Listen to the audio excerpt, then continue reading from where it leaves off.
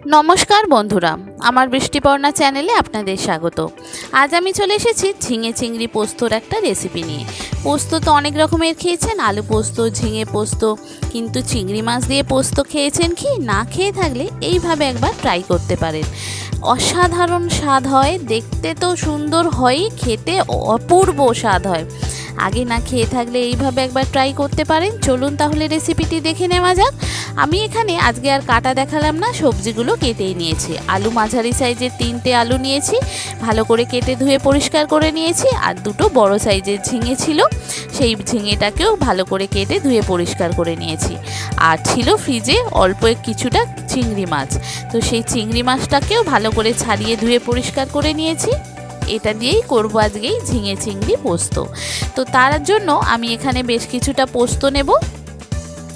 এই রান্নাটিতে একটু পোস্তটা বেশি হলে ভালো লাগে, তো পোস্তটা অনেকটাই দিয়েছি, তবুও যেন একটু কম কম লাগছিল। তো সেই জন্য আমি একটু এখানে 4 মগজ অ্যাড করব। তো এটা বাটার আগে আমি আলুটা বরং ভাজতে দিয়ে দিই।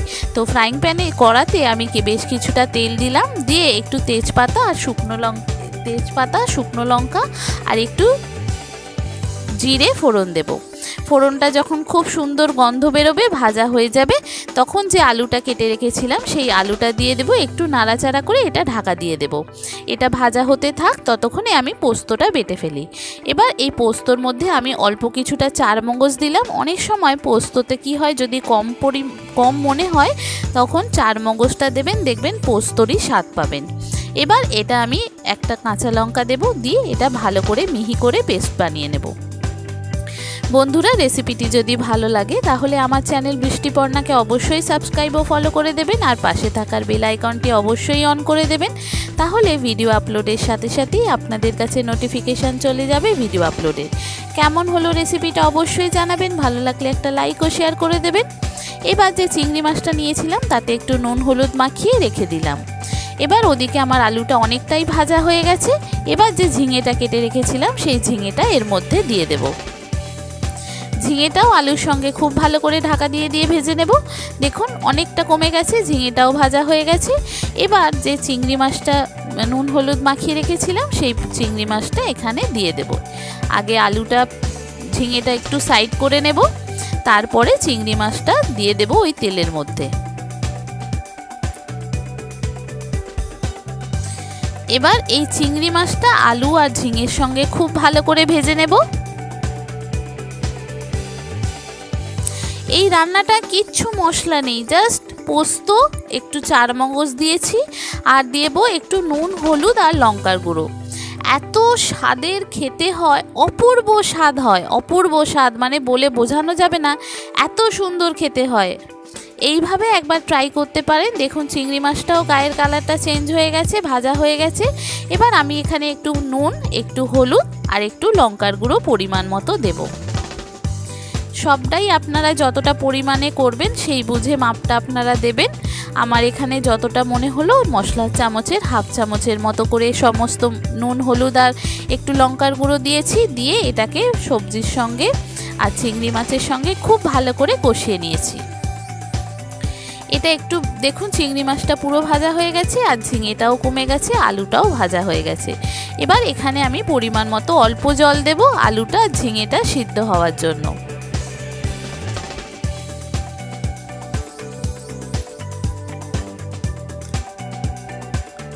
অল্প একটু জল দিয়ে এটা ঢাকা দিয়ে দেব সিদ্ধ হওয়ার জন্য, তারপরে ফিরে আসছি। দেখুন এখানে মোটামুটি জলটা অনেকটা কমে গেছে, আলুটাও ঝিঙেটাও অনেকটা সিদ্ধ হয়ে গেছে। এবার আমি যে পোস্তটা বেটে রেখেছিলাম, পোস্ত আর 4 মগজ, আচ্ছা এখানে একটু নুন আর হলুদ লঙ্কাটা আমি একটু দেখে নিলাম। পোস্তটা দিয়ে দেওয়ার পর নুনটা ঝালটা খুব একটা ভালো চেক করতে পারা যাবে না। এখানে ওই পোস্তটা দিয়ে দিলাম, পোস্ত বাটাটা দিয়ে এটাকে একটু গ্রেভিটা ঘন ঘন করব, তারপর নামাবো। খুব বেশি পোস্ততে দেখবেন ঝোল ঝোল খেতে ভালো লাগে না, তো সেই জন্য এটা একটু ঘন করে তারপরে নামাবো। আর হ্যাঁ, নামাবার আগে কাঁচা সর্ষের তেল দিতে ভুলবেন না যেন, পোস্ততে কাঁচা সর্ষের তেলটাই হচ্ছে সব। সেই জন্য এটা খুব ভালো করে একটু গ্রেভিটা ঘন ঘন করে নেব, নিয়ে তারপর নামাবো। যে সমস্ত নতুন বন্ধুরা আমার ভিডিওটি দেখছেন অথচ আমার চ্যানেল বৃষ্টিপর্ণাকে সাবস্ক্রাইব ও ফলো করেননি, তাদেরকে অনুরোধ করব আমার চ্যানেল বৃষ্টিবর্ণাকে সাবস্ক্রাইব ও ফলো করে দেওয়ার জন্য। তাহলে ভিডিও আপলোডের সাথে সাথেই আপনাদের কাছে নোটিফিকেশান চলে যাবে ভিডিও আপলোডের। কেমন হলো রেসিপিটা অবশ্যই জানাবেন, ভালো লাগলে একটা লাইক ও শেয়ার করে দেবেন। দেখুন পোস্ত, ঝিঙে, আলু সমস্ত কিছু রেডি, একদম মাখো মাখো হয়ে গেছে। খুব সুন্দর একটা গন্ধ উঠেছে, আমার রান্নাঘর গন্ধে মোমো করছে। এবার একটু সর্ষের তেল দিয়ে দেব, 1 থেকে 2 চামচের মতো দিয়ে এটা একটু নাড়াচাড়া করে তারপরে এটা নামিয়ে নেব। গরম ভাতে এই একটা পদ দিয়েই আপনার খাওয়া হয়ে যাবে, এত সুন্দর খেতে হয়। এইভাবে একবার ট্রাই করতে পারেন বন্ধুরা, কথা দিচ্ছি খুব ভালো লাগবে। পোস্ত তো অনেক রকমভাবে খেয়েছেন, এরকম চিংড়ি দিয়ে পোস্ত যদি না খেয়ে থাকেন এইভাবে একবার ট্রাই করতে পারেন। দেখেছেন কালারটা কত সুন্দর লাগছে, খেতে অপূর্ব স্বাদের হয় এই রকম চিংড়ি পোস্ত। খুব সুন্দর খেতে হয়। নতুন বন্ধুরা অবশ্যই আমার চ্যানেলকে সাবস্ক্রাইব ও ফলো করে আমার পাশে থাকবেন। আর কেমন হলো রেসিপিটা অবশ্যই জানাবেন, ভালো লাগলে একটা লাইক ও শেয়ার করে দেবেন। দেখেছেন কত সুন্দর দেখতে হয়েছে, দুর্দান্ত দেখতে হয়েছে, যেমন খেতে অপূর্ব স্বাদের হয়। কাছ থেকে আপনাদের দেখাই, দেখুন দেখেছেন কি সুন্দর দেখতে হয়েছে। আর একটা কাঁচা সর্ষের তেলের গন্ধ আসছে, কি বলবো আপনাদের, দারুণ সুন্দর গন্ধ ছাড়ছে কাঁচা সর্ষের তেলে। পোস্ততে কাঁচা সর্ষের তেল না দিলে সে পোস্ত খেয়ে মজা নেই। কেমন হলো জানাবেন, ভালো থাকবেন, সুস্থ থাকবেন, সাবধানে থাকবেন। অবশ্যই আমার চ্যানেলকে সাবস্ক্রাইব ও ফলো করে আমার পাশে থাকবেন। থ্যাংক ইউ বন্ধুরা।